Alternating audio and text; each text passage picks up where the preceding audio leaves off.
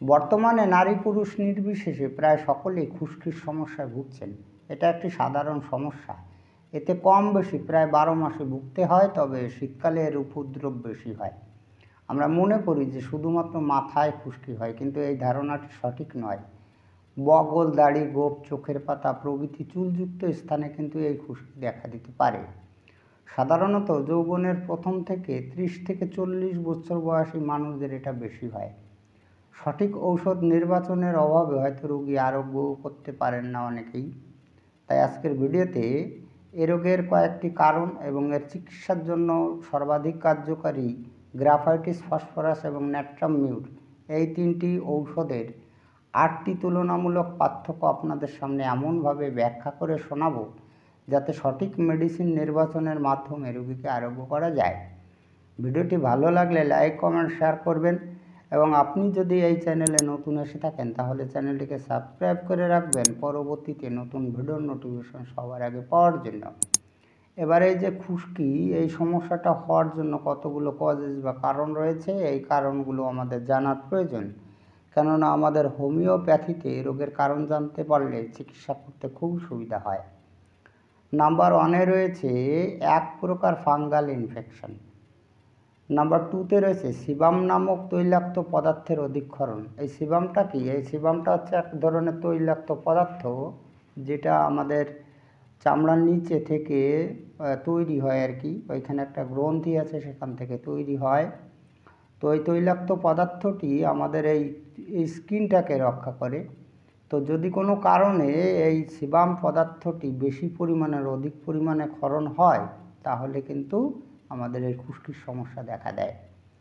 Number 3-তে আসি অপরিষ্কার অপরিচ্ছন্ন থাকা।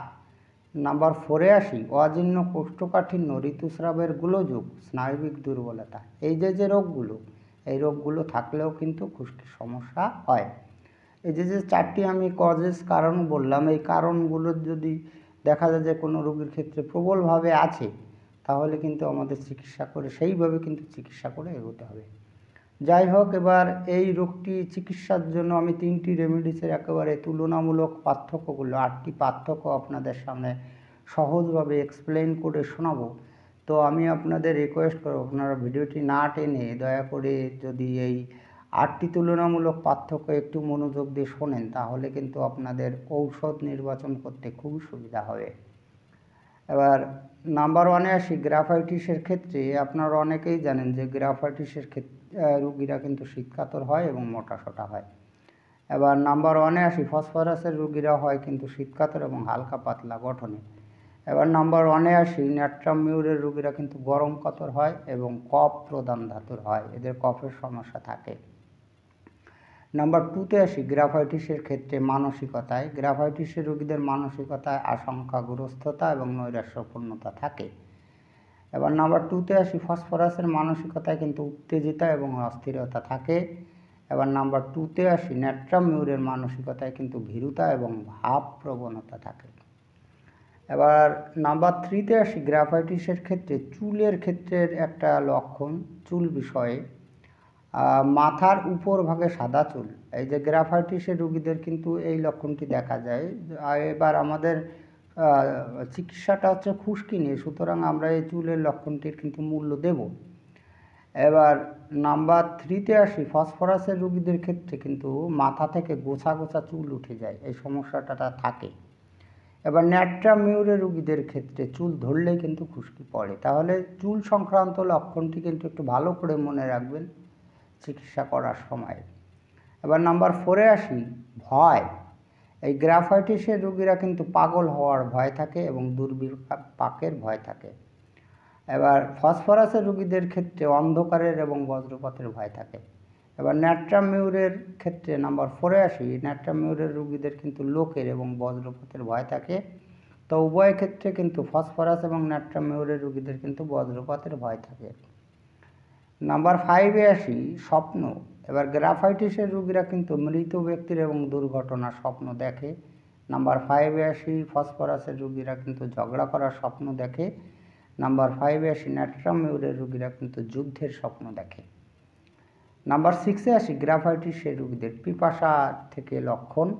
গ্রাফাইটিসের রোগীদের কিন্তু পিপাসাহীনতা অর্থাৎ পিপাসা থাকে না আমাদের পালসেটিলের মতো। অন্যদিকে নাম্বার 6-এ আসি, ফসফরাসের রোগীদের কিন্তু প্রবল পিপাসা থাকে।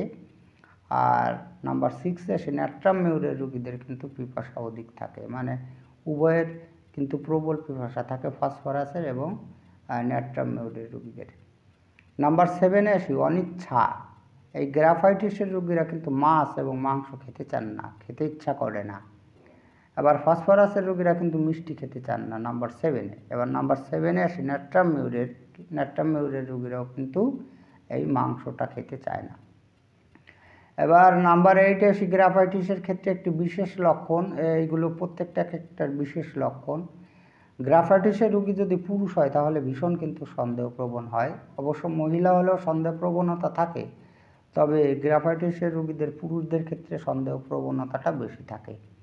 এবার নাম্বার 8-এ আসি, একটি বিশেষ লক্ষণ ফসফরাসে নাকে কাল্পনিক গন্ধ, মানে নাকে এক ধরনের গন্ধ রোগীরা মনে হয় পায়। ডাক্তারবাবুকে বলে যে নাকে কোন ধরনের একটা গন্ধ এসছে, আমি ঠিক আপনাকে বোঝাতে পারবো না, বলে বোঝাতে পারবো না, এরকমটি বলে অনেক সময় ফসফরাসের রোগীরা।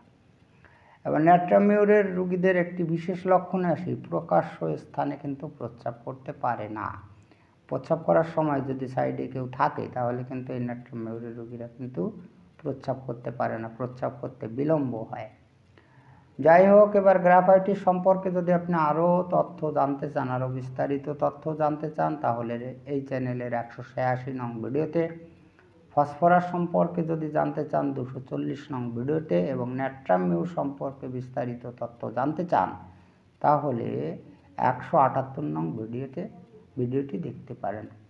তো আপনি এই নাম্বারগুলোতে কিভাবে যাবেন, যদি আপনি এই নাম্বারগুলো গিয়ে ভিডিওগুলো দেখতে চান তাহলে এই চ্যানেলের যেখানে হোমিও ইন নাম্বারস লেখা আছে আপনি সেখানে টাচ করলে এই পেজটি ওপেন হয়ে যাবে। এবার এই পেজের নিচের দিকে দেখুন যেখানে ভিডিও লেখা রয়েছে, আপনি যদি এখানে টাচ করেন তাহলে কিন্তু এই চ্যানেলে যতগুলো ভিডিও আপলোড দেওয়া হয়েছে আপনাকে উপর নিচে দেখিয়ে দেবে। আপনি টেনে গিয়ে আপনার আকাঙ্ক্ষিত নাম্বারে ক্লিক বা টাচ করলে কিন্তু ভিডিওটি ওপেন হয়ে যাবে। যাই হোক, আজকে এই পর্যন্তই। খুব তাড়াতাড়ি ফিরে আসবো নতুন গুরুত্বপূর্ণ বিষয়বস্তুর ভিডিও নিয়ে। দেখা হচ্ছে নেক্সট ভিডিওতে। ততক্ষণ আপনারা ভালো ও সুস্থ থাকুন। জয় হ্যানিম্যান, জয় হোমিওপ্যাথ।